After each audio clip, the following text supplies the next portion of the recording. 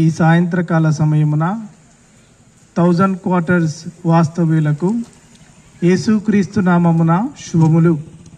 మీ మధ్యకు ఈ డిసెంబర్ మాసాన్ని పురస్కరించుకొని క్రిస్మస్ మరి దగ్గరలో ఉంది కనుక దానిని ఆధారం చేసుకొని దేవుని వాక్యమును మీతో పంచుకోవాలని ఈ సాయంత్రకాల సమయమున ఇక్కడికి చేరి రావడం జరిగింది. పరిశుద్ధ గ్రంథమైన బైబిల్ గ్రంథము ఈ విధంగా సెలవిస్తూ ఉంది. పరిశుద్ధ గ్రంథమైన బైబిల్ గ్రంథము ఈ విధంగా సెలవిస్తూ ఉంది. రోగులకే గాని ఆరోగ్యం గల వారికి వైద్యుడు అక్కరలేదు. అలాగనే మారు మనసు పొందుటకై నేను పాపులను పిలువవచ్చి తిని గాని నీతిమంతులను పిలువరాలేదు. ప్రభు అయిన యేసుక్రీస్తు వారు పరిశుద్ధ గ్రంథమైన బైబిల్ గ్రంథం ద్వారా ఈ విధంగా తెలియజేస్తూ ఉన్నారు. రోగులకే గాని ఆరోగ్యం గల వారికి వైద్యుడు అక్కర్లేదు. మనమందరము ఎరుగుదుము ఈ సత్యము. రోగులకు డాక్టర్ అవసరమని మనం ఎరుగుదుము. అలాగనే యేసుప్రభు వారు చెప్తా ఉన్నారు, మారు మనసు పొందుటకై నేను పాపులను పిలువవచ్చి తిని గాని నీతిమంతులను పిలువరాలేదు. ఎవరు పాపులు ఈ లోకములో? ఏ కులం వారు, ఏ మతం వారు, ఏ దేశం వారు? పరిశుద్ధ గ్రంథమైన బైబిల్ గ్రంథం ఈ విధంగా సెలవిస్తూ ఉంది. ఏ భేదమును లేదు. అందరూ పాపము చేసి దేవుడు అనుగ్రహించు మహిమను పొందలేకపోతున్నారు. మనము దేవుని దృష్టిలో పాపులం, మన దృష్టిలో మనం నీతిమంతులం. నీతిమంతులను పిలువరాలేదు అన్నారు. బైబిల్ గ్రంథం ఈ విధంగా సెలవిస్తూ ఉంది.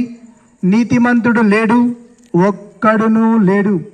నీతిమంతుడు లేడు, ఒక్కడును లేడు. గ్రహించువాడెవడునూ లేడు. దేవుని వెదుకువాడెవడునూ లేడు. అందరును త్రోవ తప్పి ఏకముగా పనికి మాలిన వారేరి. మనుషులమైన మనము తప్పిపోయినాము. దేవుని దృష్టిలో మనము తప్పిపోయినాం, పాడైపోయినాం, చెడిపోయినాం. అయితే అలాంటి వారిని పిలవడానికి, ప్రేమించి రక్షించడానికి ఆయన ఈ భూలోకానికి రావడం జరిగింది. మారు మనసు పొందుటకై నేను పాపులను పిలువచ్చి తిని. మారు మనసు అంటే ఏంటంటే మన మనసును మార్చుకోవడం, అనగా కులంలో చేరడం, మతంలో చేరడం కాదు. కానీ దేవుని వాక్యం సెలవిస్తూ ఉంది, ఒకరిని మీ మతములో కలుపుకొని సముద్రము భూమి చుట్టి వచ్చెదరు. అనగా ఒక వ్యక్తిని మీ మతంలో కలుపుకోవడానికి మీరు ఎన్నెన్నో ప్రయత్నాలు చేస్తారు, చివరికి వారిని రెండంతల నరకపాత్రునిగా చేస్తారని యేసుప్రభు వారే చెప్పినారు.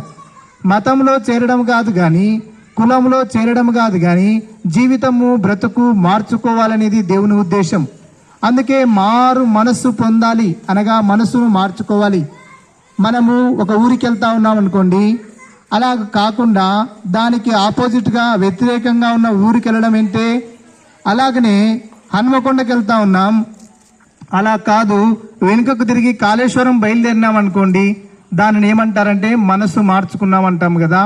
అలాగనే పాపము నుండి మనం మనసు మార్చుకోవాలి.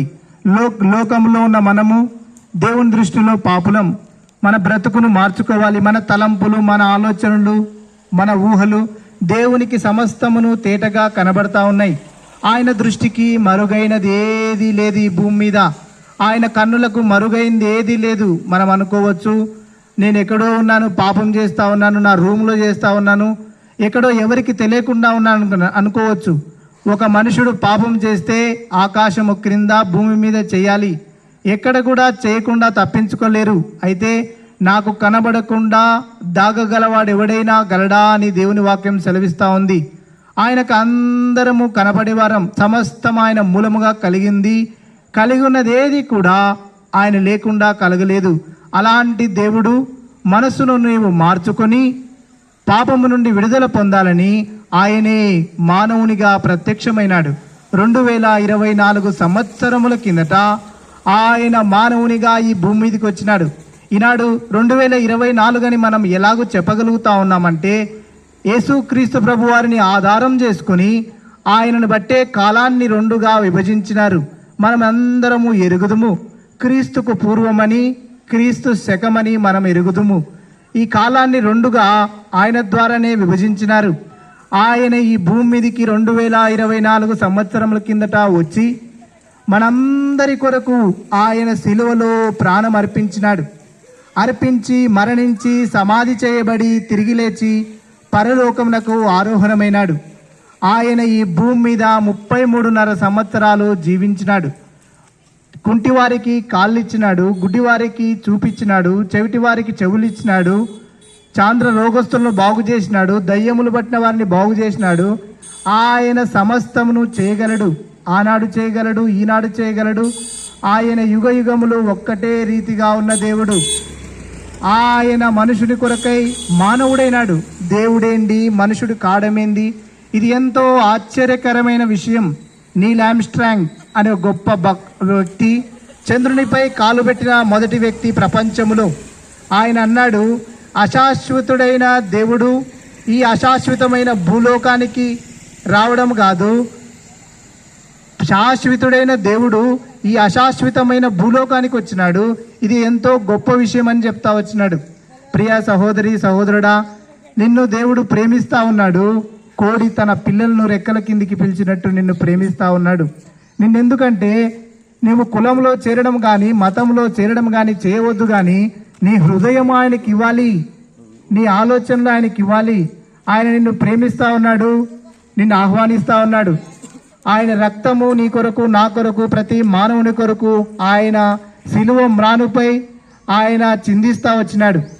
అమూల్యమైన, నిర్దోషమైన, నిష్కలంకమైన రక్తమును ఆయన చిందించి మరణించి సమాధి చేయబడి తిరిగి లేచినాడు. నీ కొరకు, నా కొరకు సమస్తమును కోల్పోతా వచ్చినాడు. ప్రియా సహోదరి సహోదరుడా, నేను పాపిని కాదని నువ్వు చెప్పగలవా? ఈ భూమి మీద ఎవరు కూడా చెప్పలేరు. ఎవరు ఏదో ఒక విధముగా పాపం చేసిన వారే. నీతిమంతుడు లేడు, ఒక్కడు లేడని దేవుని వాక్యం సెలవిస్తూ ఉంది. మరి నీతిమంతులుగా ఎలాగూ చేయగలగలంటే ఆయన పరిశుద్ధమైన రక్తములో కడగబడితే నీవు, నేను, ప్రతి ఒక్కరము కూడా నీతిమంతులుగా చేయబడతాం. ప్రియ సహోదరి సహోదరుడా, నీవు చేయవలసిందల్లా, నువ్వెక్కడున్నా కూడా నీ సమస్యలు ఆయనకు తెలుసు, నీ పరిస్థితులు ఆయనకు తెలుసు, నీ కష్టం ఆయనకు తెలుసు, నీ బాధ ఆయనకు తెలుసు.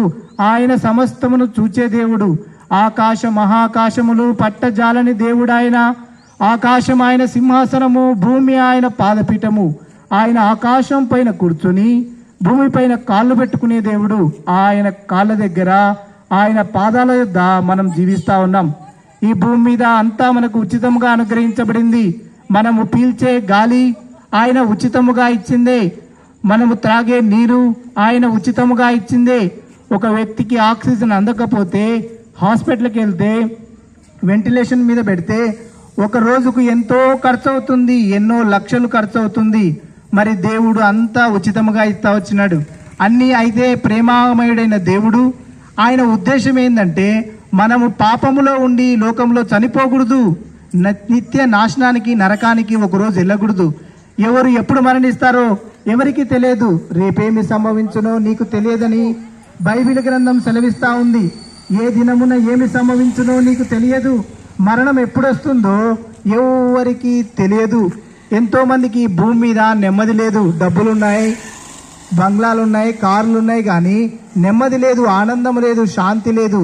ఇవన్నీ కొనుక్కోవడానికి ఎంత ప్రయత్నించినా, ఎన్ని రకాల సినిమాలు చూసినా, ఎంత రిక్రియేషన్ క్లబ్లకు వెళ్ళినా ఆనందం దొరకదు. ఆరోగ్యం ఇచ్చేవాడు దేవుడే, ఆనందం ఇచ్చేవాడు దేవుడే. ఒక మనుషుడు ఈ లోకంలో ఎంత సంపాదించుకున్నా ఏమి తీసుకొని పోలేడు. సర్వలోకమును సంపాదించుకొని తన్ను తాను పోగొట్టుకునేలా వానికి ఏమి ప్రయోజనమని బైబిల్ గ్రంథం సెలవిస్తూ ఉంది. ఒకడు తన లోకమునంతటిని సంపాదించుకున్న తర్వాత ఈ లోకం విడిచిపెడితే ఏం ప్రయోజనం? ప్రియ సహోదరి సహోదరుడా, నీ ఆత్మ దేవుని రాజ్యములో ఆయనతో పాటు ఉండాలనేది ఆయన ఉద్దేశం. అందుకే నిన్ను ప్రేమతో ప్రేమిస్తా ఉన్నాడు. నీవు చేయవలసిందల్లా ఆ సృష్టికర్త అయిన దేవుణ్ణి, ఆ మహాగణుడైన దేవుణ్ణి, మహారాజైన దేవుణ్ణి నీ హృదయంలోకి ఆహ్వానించడమే. నీ హృదయం అనే తలుపు తెరిస్తే ఆయన వస్తాడు. నిన్ను ప్రేమతో పిలుస్తా ఉన్నాడు. నిన్ను జీవితాన్ని బాగు చేయాలని, ఈ లోకంలో నెమ్మది ఇవ్వాలని, ఆనందం ఇవ్వాలని. ఒకరోజు ఈ లోకం విడిచిపెడితే ఆ శాశ్వతమైన రాజ్యములో నీవు ఆయనతో పాటు ఉండాలనేది దేవుని ఉద్దేశం. ప్రియ సహోదరి సహోదరుడా, దేవుడు ప్రేమిస్తా ఉన్నాడు, పిలుస్తా ఉన్నాడు. ప్రేమతో ప్రయాసపడి భారం మోసుకొనుచున్న సమస్త జనులారా నా యొద్దకు రండి, నేను మీకు విశ్రాంతిని కలుగజేతును. నా యొద్దకు వచ్చువానిని నేనెంత మాత్రము బయటికి త్రోసివేయనని బైబిల్ గ్రంథం సెలవిస్తా ఉంది. ప్రభువైన యేసునందు విశ్వాసం ఉంచుము, అప్పుడు నీవును నీ ఇంటి వారును గొప్ప ఆత్మరక్షణ పాపక్షమాపణ పొందుదురు.